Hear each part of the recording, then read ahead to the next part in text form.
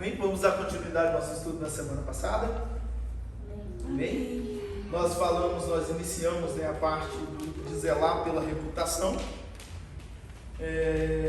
Mas na verdade o tema é quem você é quando ninguém está vendo você, né? Então, quem é você quando ninguém está te olhando, né?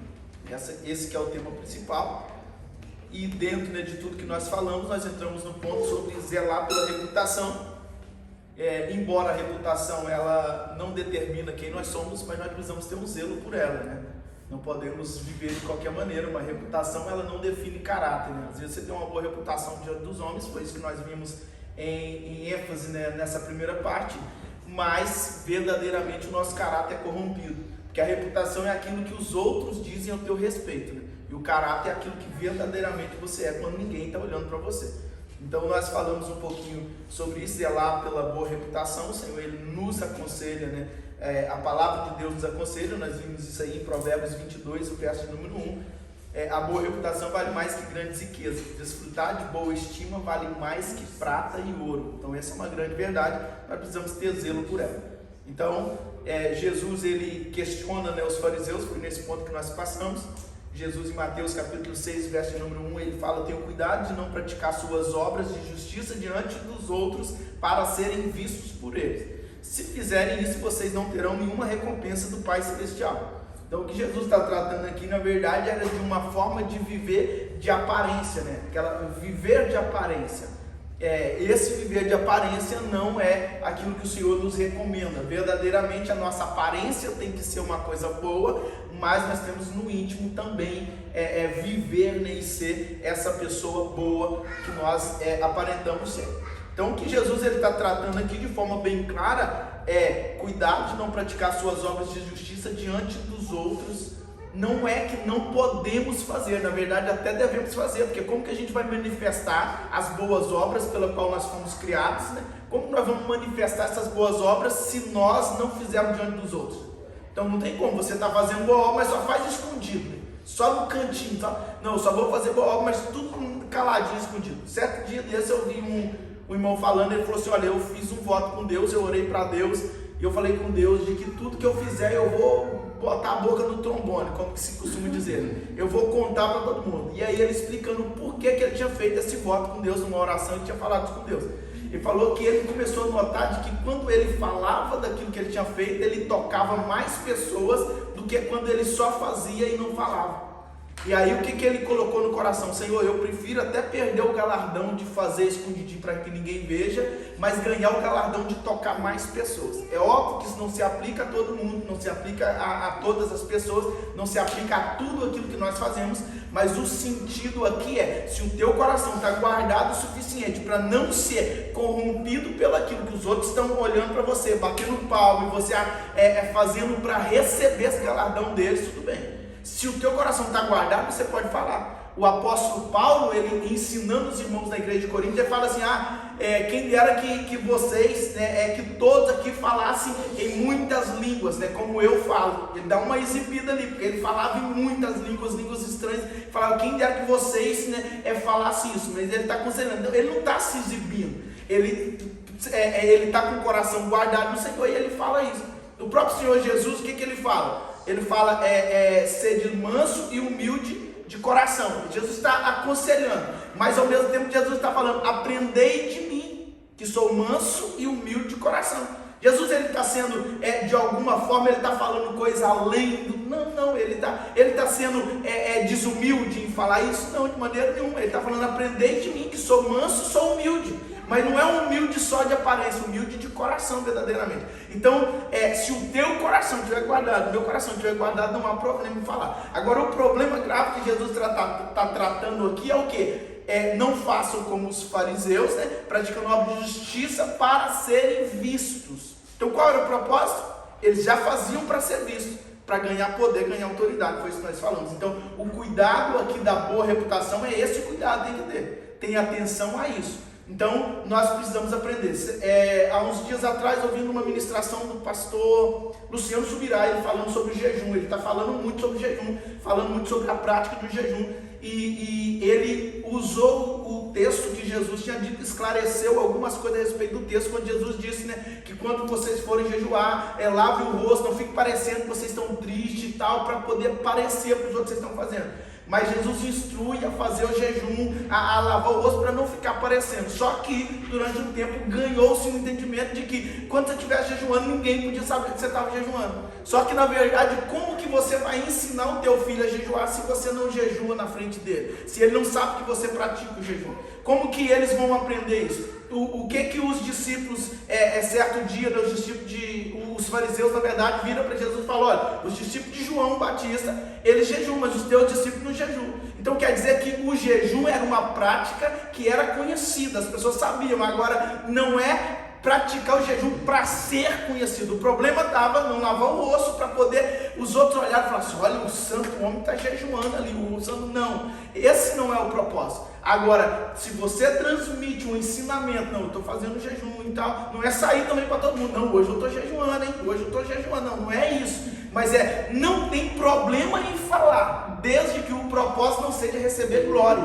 Então, o provérbio vai dizer o quê? Ensina o teu filho no caminho que deve andar, para quando ele for grande não se desviar dele. Então você ensina onde? Ensina no caminho. Você ensina fazendo o quê? Caminhando, praticando. Você não ensina ele só falando: olha, lá é o caminho, é assim que você deve se comportar. Não, olha, aqui é o caminho, é assim que nós nos comportamos. Esse é o melhor ensinamento, e assim é que nós vivemos. Então o jejum, como que ensinamos a prática do jejum? Jejuando.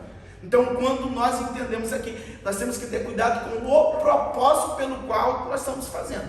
Então, aqui é que está o segredo, e é isso que Jesus está tratando. Olha, tenham cuidado de não praticar as boas obras de justiça diante dos outros para serem vistos. Agora, Jesus está falando: olha, tenha cuidado para que ninguém te veja praticando. Não é isso. Não ter cuidado para não fazer para ser visto. Ou seja, se você estiver sozinho com uma pessoa lá precisando, você não faz nada. Mas agora, se você estiver só, você e essa pessoa lá, a pessoa está precisando, você está ali perto, e tem uma multidão, aí você vai fazer. Aí é que está a intenção do coração, não é fazer pela pessoa, é fazer para ser visto. E é isso que Jesus está tratando aqui. Obviamente, Jesus não fala contra ser visto, né? Mas no mesmo Sermão do Monte, ele já havia dito que as nossas boas obras, quando vistas pelos homens, podem levar outros a glorificar a Deus. É aquilo que eu citei agora há pouco. Amém? Então o propósito aqui é esse que nós precisamos ter cuidado. Mas acerca do comportamento de servos, que os servos devem ter segundo o apóstolo Paulo. Abra, por favor, Colossenses capítulo 3, versículo número 22 a 24. E quem encontrar pode ler, por favor. Colossenses capítulo 3, versículo 22 a 24. Nós vamos ver mais acerca de um comportamento aí.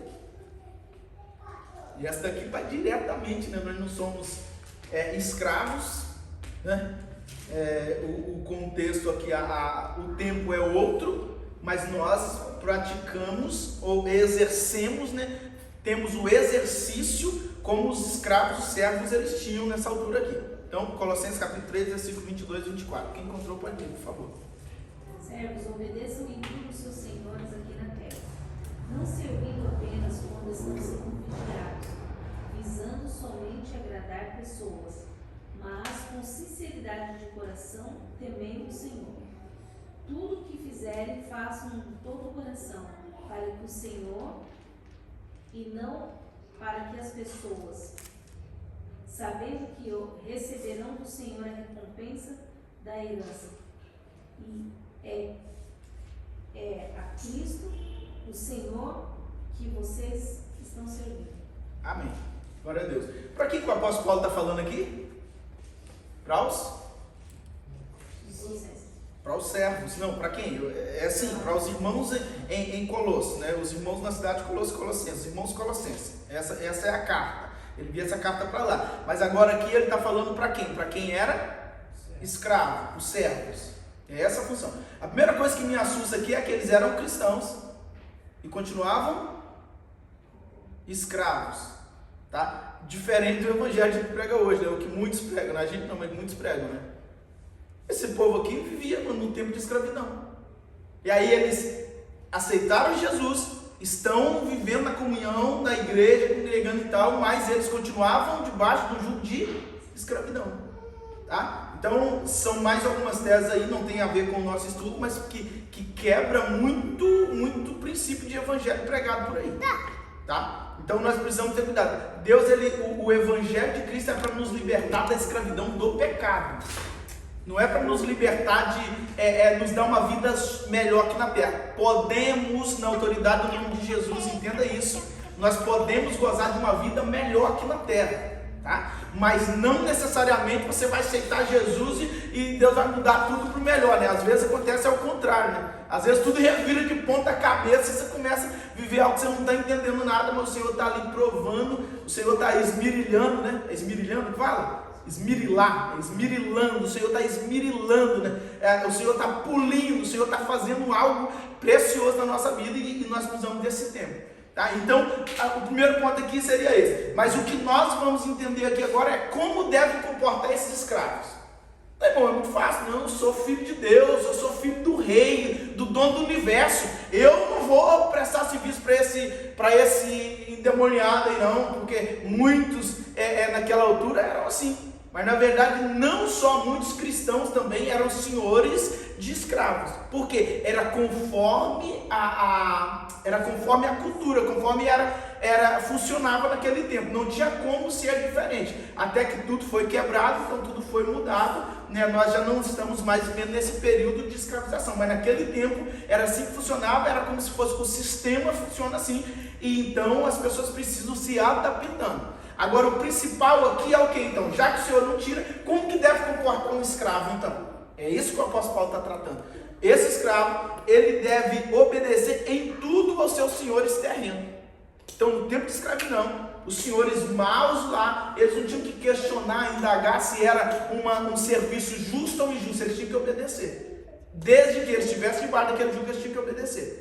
Agora, qual seria então o comportamento correto de um cristão em obediência? Orar para que o Senhor trabalhe no coração do senhorio, para que o senhorio seja mais calmo, né? Mais manso. Orar para uma libertação dessa situação. Orar para o Senhor tirar daquele cativeiro. Esse deve ser o comportamento. Mas aqui a ênfase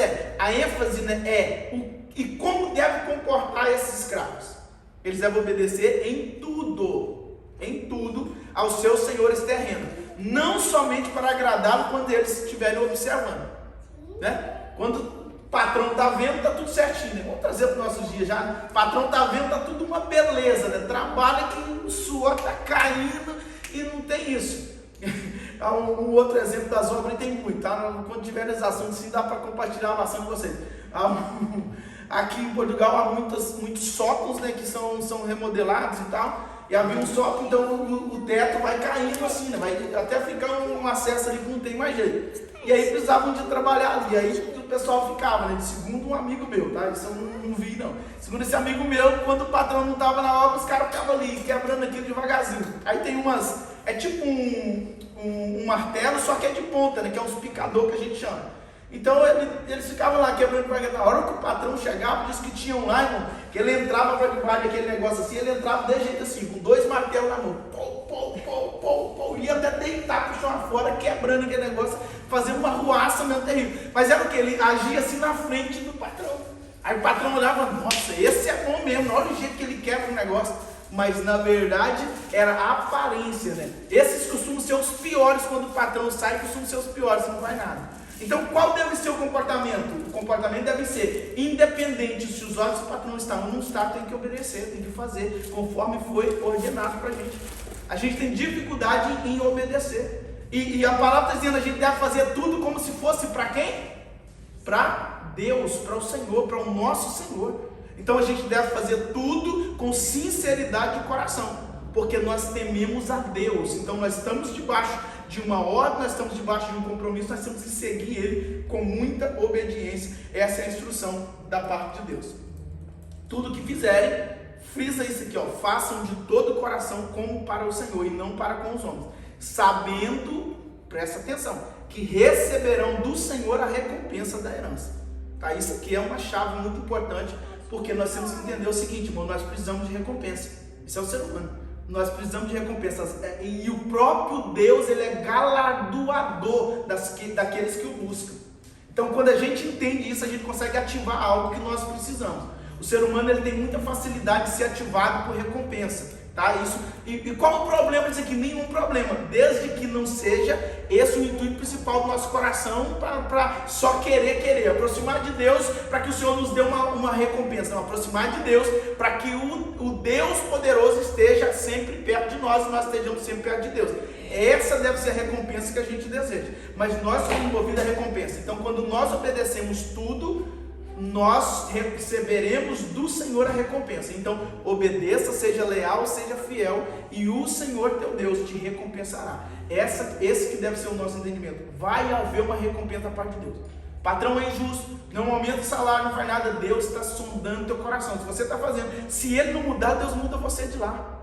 Se ele não mudar, Deus tira você de lá e abençoa a tua vida. Não tenha medo disso. Seja sempre fiel ao Senhor em tudo, e Deus vai te recompensar. Essa é a garantia da palavra de Deus.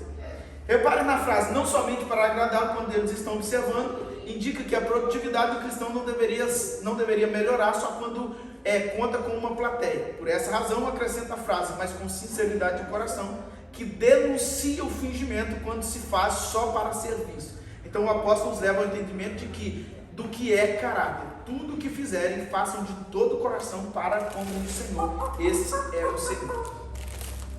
Não posso evitar o mal ou dedicar-me a fazer o bem só quando sou visto pelos homens. Mesmo sem que ninguém esteja me olhando, Deus vê. E é Ele que devo me empenhar em honrar e agradar. E é a Ele que eu devo me empenhar em agradar e honrar. Então nós temos que entender quem nós servimos verdadeiramente.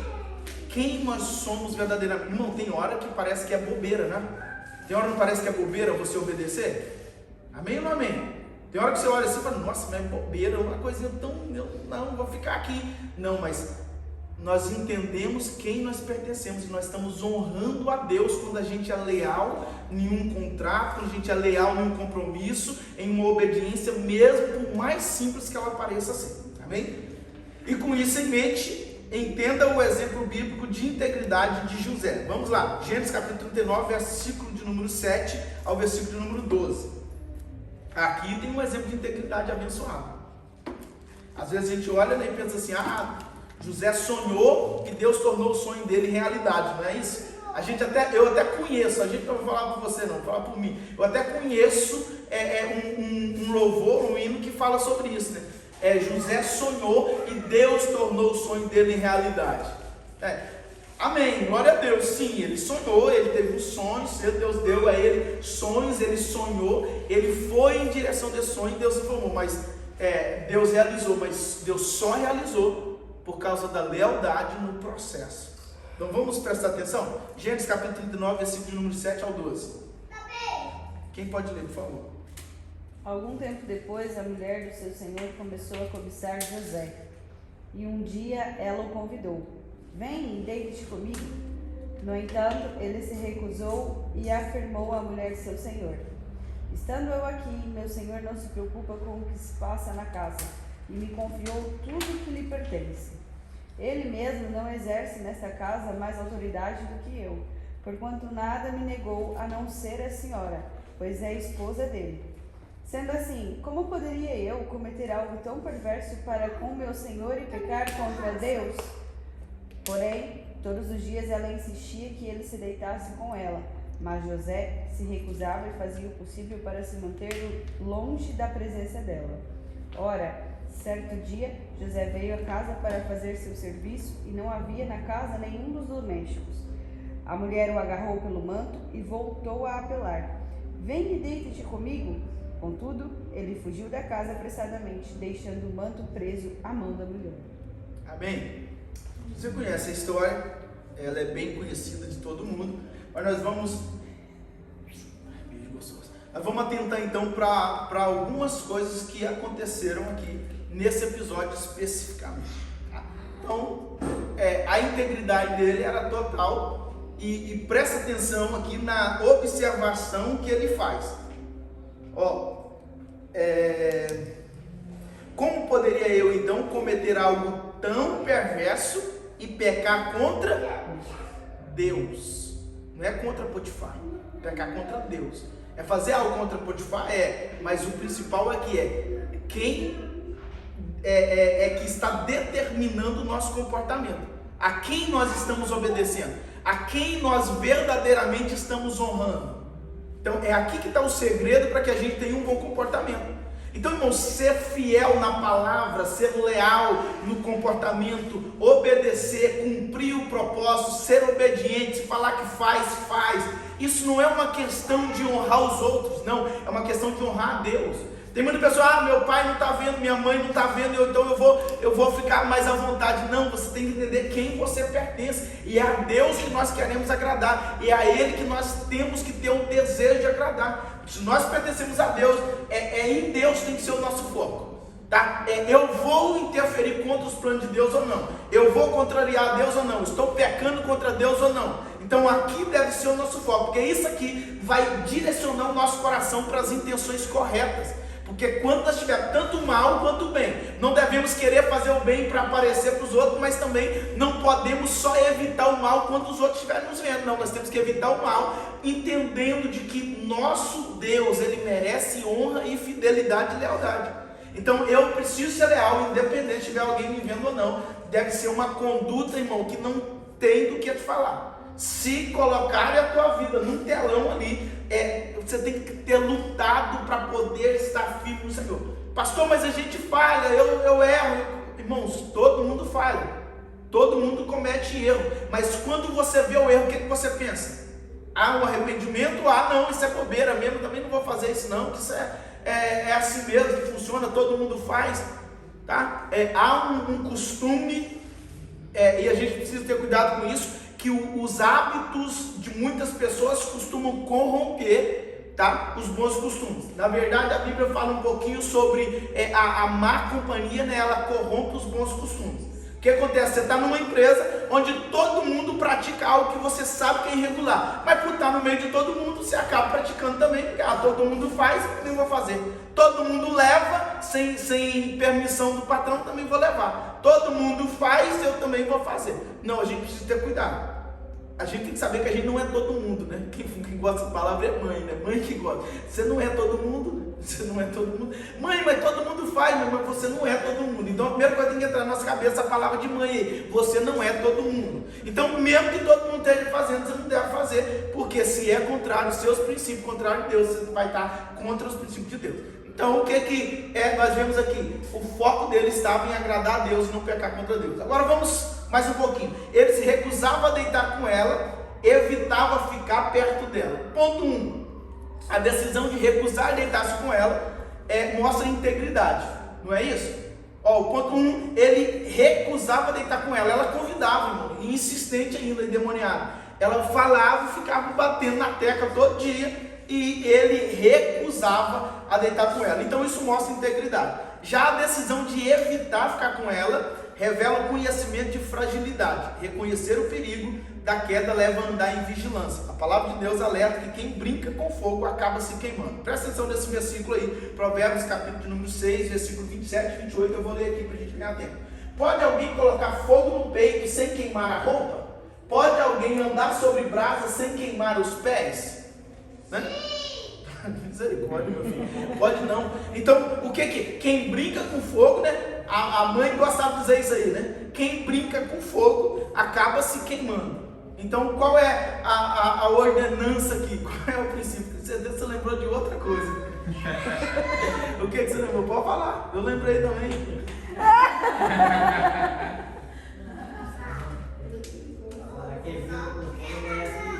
Amanhece mijada, é essa mesmo. A mãe usava esse termo, quem brincava com fogo mijava na cama.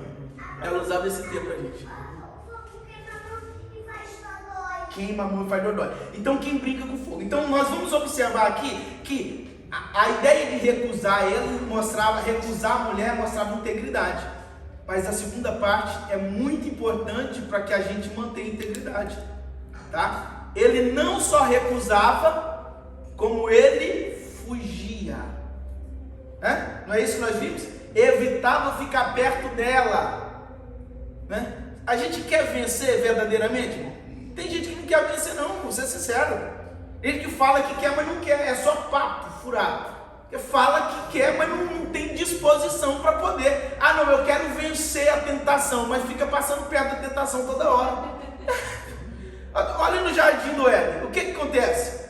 Ela passa perto da árvore que ela não podia comer, e o que ela faz? Ela ficou observando e vendo que a árvore era bonita para poder, era aparente, uma boa aparência para se comer, precisa ser gostosa. Irmão, para você tomar essa decisão, não é só passando de relâmpago, não, ali o Senhor falou para mim e já passa, não, é passar, falar, é aquela ali que o Senhor falou para não comer? É aquela ali, né? E aí os olhos não saem, você até perde a direção, né? Você está vindo para lá, de repente você já está para cá e já está lá perto, olhando. Irmão, não, se você quer verdadeiramente fugir, é não fugir. Você está num regime financeiro que você decidiu a não comprar, a não gastar o dinheiro. Aí você está namorando um notebook abençoado, lá um telemóvel abençoado. Aí toda semana você passa lá e olha para ele. Ah, irmão, chega um dia que você não vai aguentar não, você vai arrancar o cartão de crédito pela fé, você vai e leva aquilo para casa. É assim que acontece. A tentação, ela tem um poder muito grande de nos corromper, mas se a gente ficar perto dela, se afasta da tentação e você não vai mais sofrer com isso, está zenando a tua vida. Então, se nós queremos verdadeiramente vencer, a gente precisa entender que nós somos fracos, frágeis. Nós tendemos uma tentação. O homem aqui, analisando a história, um homem com a mulher todo dia se engraçando para cima dele, chamando ele para deitar com ela. Aí esse cara todo dia está sozinho, não tem ninguém, vai, não, eu vou ali para ver o que aquela abençoada vai fazer. E aí entra para dentro de casa, vai ficar lá? Não. Se verdadeiramente quer fugir, ele vai manter distância. Ela está ali, eu vou para o outro quarto. Eu preciso tratar de alguma coisa dentro de casa, ela está dentro de casa, irmão, eu vou tentar no mínimo de casa, mas se é preciso ir, eu vou no lugar que ela não esteja. Aí acontece um dia que mesmo ele evitando, acontece toda essa trágica história aqui. Mas ele entendia quem ele era. Então, irmãos, ele passou a vida inteira fugindo, ele não ia deixar ela pegar ele, na hora que ela pega, ele sai voado, correndo, não está nem aí. Então aprendemos uma coisa aqui, uma lição muito importante, nós somos frágeis. A gente não pode deixar, a gente não pode ficar lidando todo dia com o pecado, indo ali, vendo como é que funciona. Não, eu não vou pecar não, eu só vou chegar ali perto e analisar. Precisa ser uma coisa boa, mas não quero. Não, irmão, toda vez que houve esse tipo de situação, irmão, a coisa não correu bem. Então o que a gente está praticando aqui? A gente tem que estar entendendo da palavra de Deus para a gente praticar. A gente tem que, olha, você está com fome, mas é uma coisa que você não pode comer. Se você ficar olhando para aquilo, irmão, se você ficar ali pensando, nosso Deus, nossa, aquilo deve estar saboroso, gostoso, tá? Irmão, lá em casa eu estou proibido de falar de comida lá em casa, porque tudo que fala, a mulher olha para mim e fala, nossa, a boca encheu d'água agora.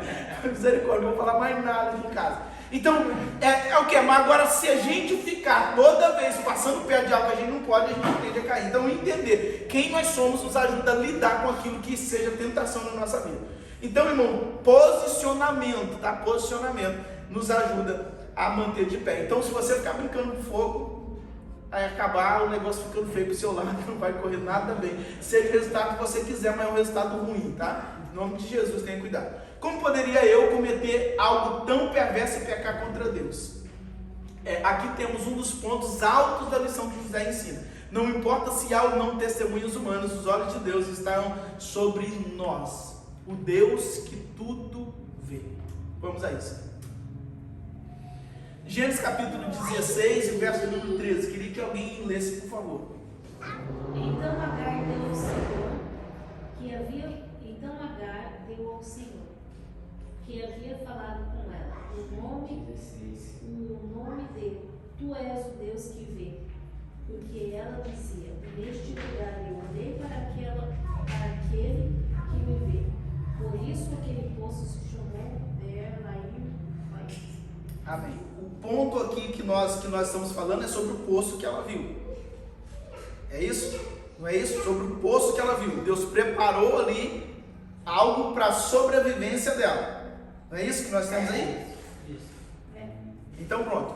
Ela estava numa situação terrível de morte e Deus prepara um socorro para ela sem que ela fale nada. Ela está só ali e sem ela falar nada. E aí Deus prepara uma solução. Deus envia um escape. Deus traz uma solução para ela. E aí quando Deus traz, ela disse o quê? Esse é o Deus que tudo vê. Esse é o Deus da vista em algumas versões. Esse é o Senhor que tem os olhos sobre todas as coisas. É o Roi, que significa o Deus que tudo vê. É um Deus que não passa nada na terra desapercebido diante dos olhos de Deus.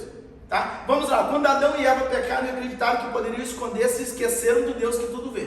Quando Moisés olhou de um e de outro lado e encorajou-se a matar o egípcio, igual nós falamos no início do estudo, porque não havia testemunha, esqueceu do Deus que tudo vê. Quando Davi mandou trazer Betseba para o palácio, esqueceu-se que, mesmo que Urias, o marido dela, não descobrisse a verdadeira paternidade da criança gerada em uma relação adúltera, há um Deus que tudo vê. Então, quando nós olhamos para esse episódio aqui, nós vimos pessoas que parecem que esqueceram do Deus que vê todas as coisas, tentaram de certa forma encobrir. Então, quando tudo isso acontece, o que acontece é lá no Jardim do Éden. Deus vem e chama Adão e Eva para que eles se manifestassem, mas Deus já sabia, Deus já tinha visto tudo. O Deus que tudo vê estava olhando ali. Moisés, quando acontece a situação lá, depois levantam o egípcio lá e começa a indagar ele. Existia alguém vendo, e mesmo que não tivesse ninguém vendo, existe o Deus que tudo vê. Davi, o que Davi faz? Davi, irmão, erra.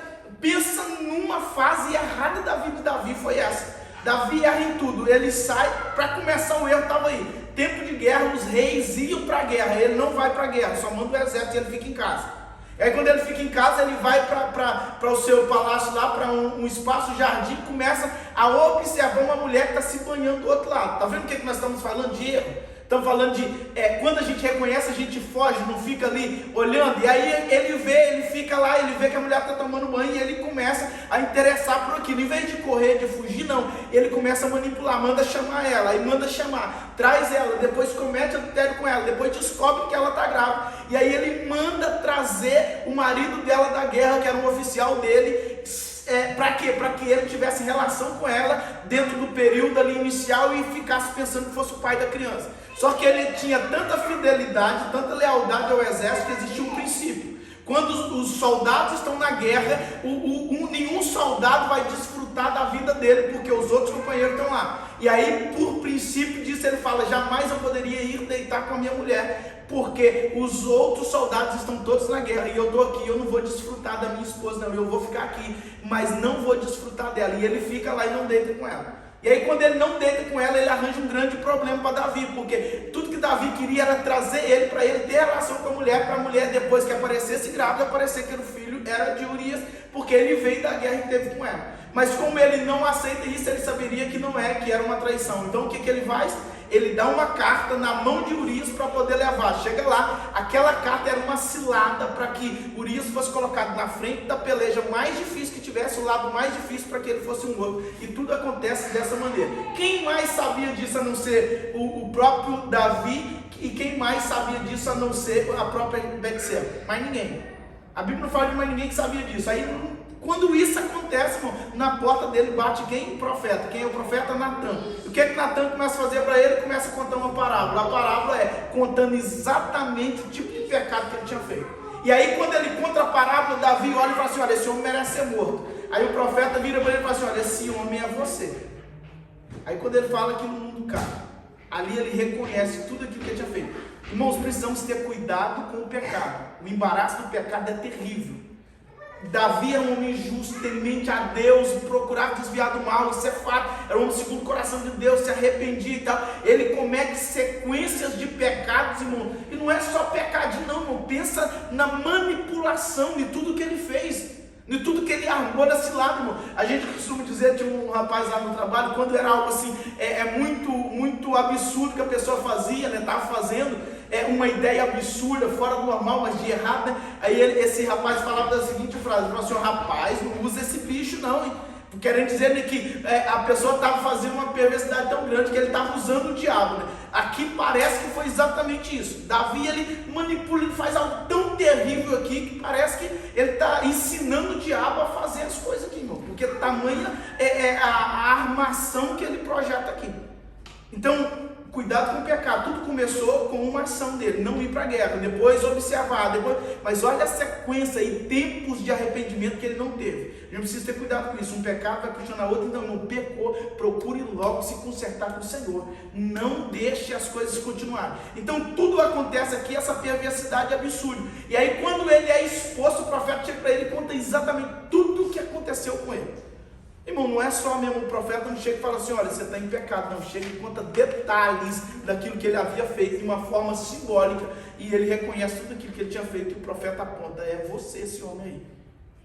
E aí há um reconhecimento nele. O Deus que tudo vê, irmão, não tem nada. Você pode pensar que não existe nada que passe desapercebido os olhos do Senhor. Quando a Bíblia fala de Jesus como os olhos como chama de fogo, na carta à igreja de Tiatira, está se referindo ao fato de que ele vê o pecado e trata com ele. Então nós vamos agora em Apocalipse capítulo 2, versículo 18 ao 23, para nós tratarmos um pouquinho sobre esse tema aqui, os olhos que tudo vê, o Deus que tudo vê. O Senhor, nada passe desapercebido aos olhos do Senhor. Então a gente precisa entender isso de forma poderosa na nossa vida. Então não há manipulação, não há carta, não há escondido, não há secreto, porque tem gente que acha que fica pensando o seguinte, se eu falar, Deus não vai ficar sabendo. Não, Deus sonda o íntimo do teu coração, pensamento profundo, Deus sonda isso. Lê por favor, Apocalipse capítulo 2, versículo 18 ao 23. Ao anjo da igreja em Tiatira escreve: assim declara o Filho de Deus, cujos olhos são como chama de fogo e os pés como bronze reluzente. Conheço as tuas obras, o teu amor, a tua fé, o teu ministério, a tua perseverança, bem como sei que estás servindo muito mais agora do que no princípio. No entanto, tenho contra ti o fato de que toleras Jezabel, aquela mulher que se diz profetiza. Porém, com os seus ensinos, ela induz meus servos à imoralidade sexual e a comerem alimentos sacrificados aos ídolos. Concedi-lhe tempo para que se arrependesse da sua prostituição, mas ela não quer arrepender-se. Portanto, eis que a farei adoecer e enviarei grande aflição sobre aqueles que com ela cometem adultério, a não ser que se arrependam das suas más ações. Matarei os seguidores dessa mulher, e todas as igrejas saberão que eu sou aquele que sonda mentes e corações, e portanto retribuirei a cada um de vós de acordo com as vossas obras. Amém? Esse texto aqui, irmãos, eu acho que a gente devia colocar ele no mural, né? Mesmo que não for exatamente um mural lá na sua casa, um cartaz e tal, mas pregar ele na tábua do nosso coração, de forma intensa, para que a gente entenda principalmente esse finalzinho aqui, ó. Darei a cada um segundo as vossas obras, e declarando anteriormente a isso, que sondo o íntimo do coração. Então, no mais profundo do seu íntimo, ninguém viu, ninguém sabe, nós precisamos dessa verdade pulando e batendo na nossa porta todos os dias, dizendo assim: o Senhor sabe das minhas obras. O Senhor, Ele sonda o íntimo do meu coração, Ele sabe de tudo, e Ele vai me recompensar segundo as minhas obras. As minhas obras vão ter um pagamento por elas. E isso vai fazer com que a gente tome um posicionamento adequado com o nosso mau comportamento, que é eliminar esse mau comportamento, que é isso que nós precisamos de fazer. Então vamos lá. Alguns pontos nós temos que observar aqui.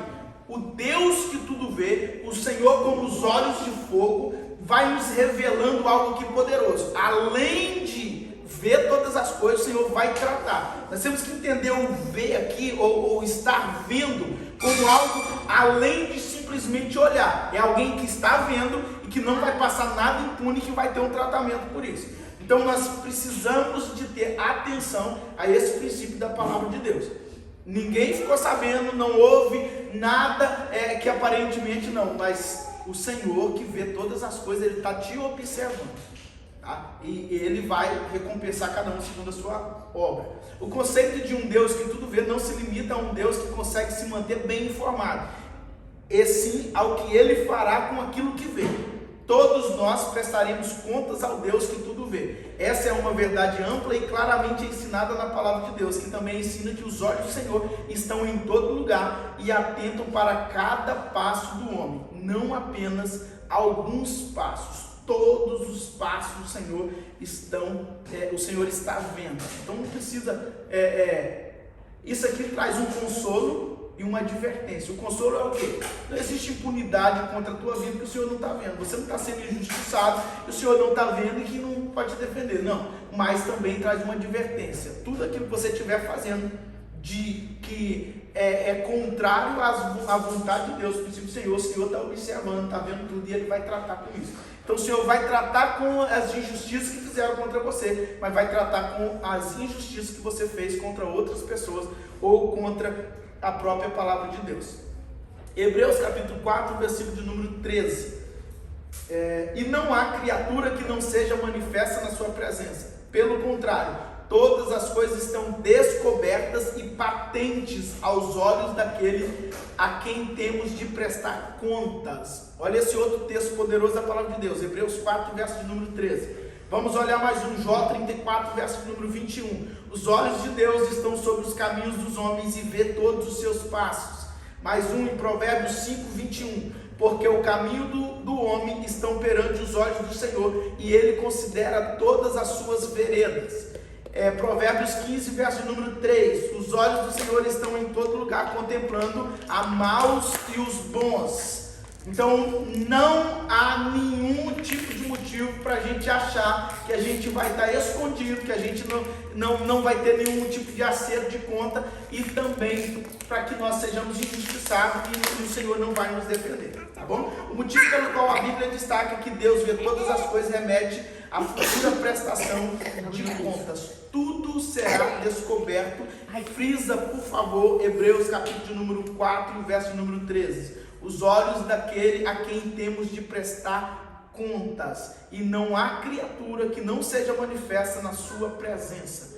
O Senhor, Ele está vendo tudo que se passa, e tudo vai ser manifesto, tudo vai ser descoberto, né? O Senhor vai mostrar para a gente tudo aquilo que Ele está nos vendo.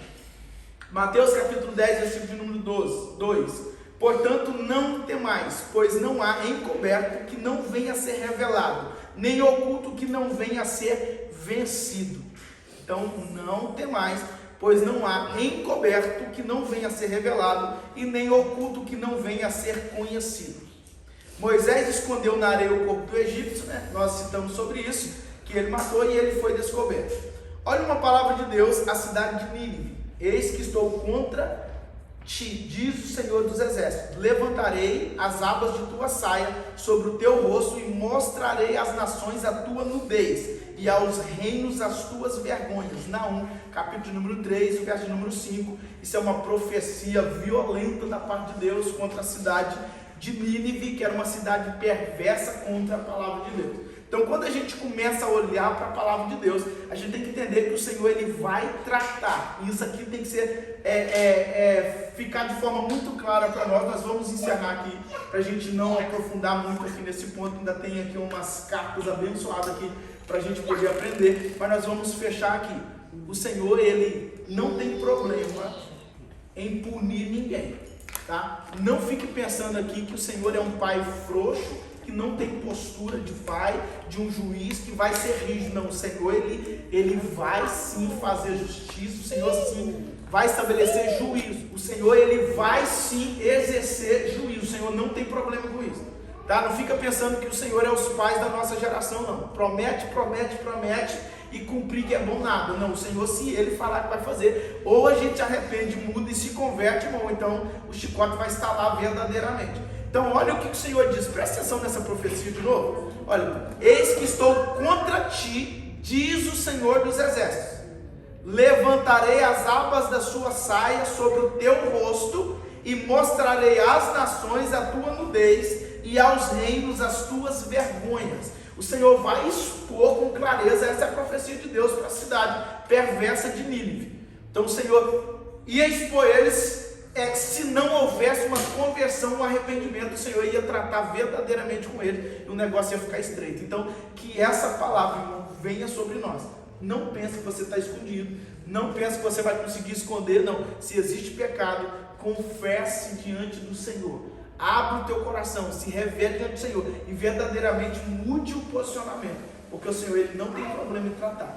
Mais cedo ou mais tarde o Senhor vai tratar desse negócio. Nas próximas aulas nós vamos falar um pouquinho sobre pecado que há juízo eminente, pecado que parece que o Senhor não está fazendo nada, tá? Então, às vezes essa falta de uma punição momentânea nos faz relaxar com o pecado.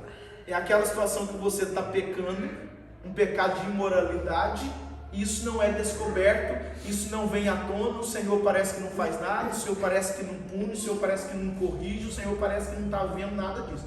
Mas nós estamos vendo dentro da palavra de Deus que tudo está patente aos olhos do Senhor, não há nada que está encoberto. E por que então que o Senhor não fez? São esses detalhes que nós vamos falar na próxima semana.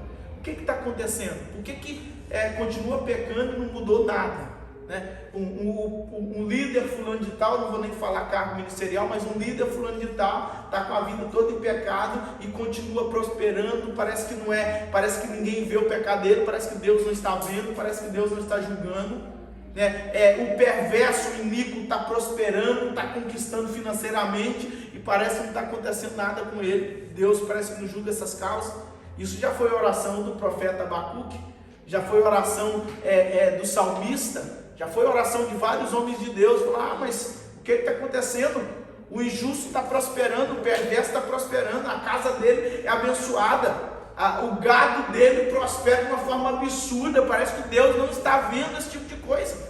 Mas nós temos vários textos na palavra de Deus que mostram que o Senhor vê tudo e que o Senhor vai tratar com tudo. Então nós vamos observar um pouquinho sobre esses detalhes aí. Isso nos ajuda, tá? A primeira mensagem que aparenta ser para Eva lá no Jardim do Éden é que Deus tinha mentido. Sabe por quê? Porque Deus fala, se vocês comerem desse fruto, vocês vão morrer. Ela come e morre. Espiritualmente morre, porque fica nua, é afastada de Deus, mas ela continua vivendo a vida normal. Ela continuava no Jardim do Éden, continuava andando de um lado para o outro, continuava podendo comer de vários outros frutos, inclusive do fruto da vida. Tá? Esse é um dos motivos pelo qual o Senhor tira eles do Jardim do Éden, para que eles não comem do fruto da vida e vivam eternamente. Aí Deus tira eles de lá. Misericórdia de Deus sendo manifestada, a gente fala um pouquinho sobre isso na semana que vem. Mas tudo aparentemente estava normal, mas não estava. Então a gente precisa ter cuidado com isso aí, porque isso pode nos levar a uma conduta de não reparação, de não posicionamento, de não arrependimento, de não combater tudo aquilo que está nos afastando de Deus. Tá? Então a gente precisa ter cuidado com isso. Esses são os pontos que nós vamos abordar na próxima aula em nome de Jesus. Vamos orar? Amém? Alguma questão? Algum ponto? Algum compartilhamento? Não? Tudo na bênção? Amém. Então nós vamos orar encerrando o nosso culto. Me pedir, varão zeloso, Diácono Robson, que dirigisse a Deus em oração. Amém? Voz de trovão. Senhor Deus, Pai querido, Ó Deus Todo-Poderoso, Senhor Deus, mais uma vez, Pai, levamos a Ti os nossos pensamentos, as nossas Sim, vidas, Pai querido, para agradecer ao Senhor, Pai, por este momento que aqui passamos. Sim, Papai querido, Deus querido, Pai, aprendendo da Tua palavra, Pai querido, que ao sairmos daqui, Senhor, Pai, nós possamos continuar, Senhor, Pai, sendo edificado pela Tua palavra, em nome de Jesus, Pai. Nesse tempo que aqui passamos. Pai querido, que a Tua palavra, Senhor, Pai, continue gravada, Pai, no nosso coração. Que assim seja, Deus Pai, em querido, nome Pai, que de nós possamos, Jesus. Senhor, Pai, meditar nela todos os dias, Senhor. Em nome Meu Deus de querido, Jesus. Pai, que ela venha, Pai, surtir efeito em nós e nós possamos, Senhor, Pai, abrir os nossos olhos, ó Pai, sempre, ó Pai, pela Tua palavra. Pai querido, continue conosco no decorrer dessa noite. Guarda-nos, ó Pai, nesse restante de semana, Pai, debaixo das Tuas mãos poderosas. Esconde-nos, ó Pai, debaixo das Tuas asas, Senhor. Pai querido, e continue, Senhor, ó Pai, nos abençoando, nos fortalecendo e nos guiando, ó Pai, em nome de Jesus. Amém. Amém? As mãos na posição de receber. Que o amor de Deus, que a graça do nosso Senhor e Salvador Jesus Cristo, a doce consolação e a comunhão do Espírito Santo esteja com toda a igreja de Deus sobre a face da terra. Você que recebe diz amém. Assim está terminado nosso culto. Não saia sem cumprimentar todos os irmãos presentes. Pode ser.